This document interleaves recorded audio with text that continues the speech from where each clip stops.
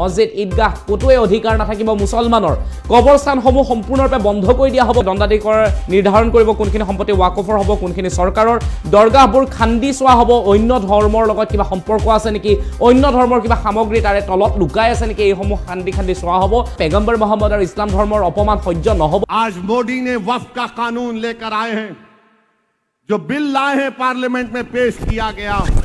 मैं बता रहा हूं आपको जिम्मेदारी के साथ, अगर खुदा ना खास्ता लाखों बार वो बिल कानून बनेगा तो फिर हमारी मस्जिदें छीन ली जाएंगी, दरगाहें छीन ली जाएंगी, कब्रिस्तान को खत्म कर दिया जाएगा, ईदगाहें नहीं बरकरार रहेंगी। कलेक्टर को इख्तियार दे दिया गया है कि तय करे कि कौन सी जायदाद वक्फ है या नहीं। कल जाकर कोई हाजी अली दरगाह के बारे में कहेगा कि लाओ कमेटी से पूछा जाएगा कि हाजी अली दरगाह के कागजात कहां हैं, क्योंकि इस बिल में वक्फ बा यूजर को खत्म कर दिया जा रहा है। वो प्रपोजल है, आप बताइए हाजी अली की दरगाह कितने 100 साल पुरानी होगी, कौन सा उनके पास डॉक्यूमेंट होगा। ठीक है ट्रस्ट के तहत है, मगर यह मत समझो कि उस पर चैलेंज नहीं होगा।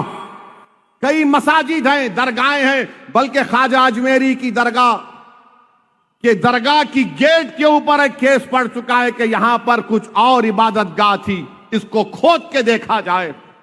तो मेरी आपसे अपील है कि बीजेपी के बढ़ते हुए कदमों को जरूर रोकना है, मगर कौन रोकेगा?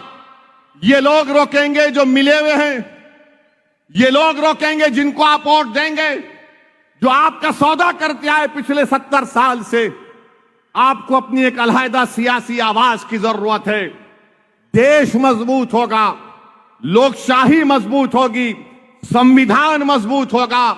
अरे भारत के अल्पसंख्यक समाज से इतनी नफरत क्यों है तुम लोगों को कि हम कामयाब नहीं होंगे? और इनको सबसे बड़ी नफरत क्या है? हाँ, ये ओवैसी है, ये बड़ा मजहबी है। मैं क्या करूं? अपने दीन को छोड़ दूं? मैं तौहीद को छोड़ दूं? मैं शिरक करने वाली हरकतें करूं? ये मुझसे नहीं हो सकता है। यकीनन भारत का मैं मुसलमान हूं, नंबर 1 का शहरी हूं, मुझे अपने दीन पर फख्र है। क्यों फख्र है? क्योंकि अंबेडकर का बनाया हुआ संविधान में आर्टिकल 25 मुझे इस बात की इजाजत देता है कि मैं अपने मजहब पर चलूं। News desk report, Assam digital news.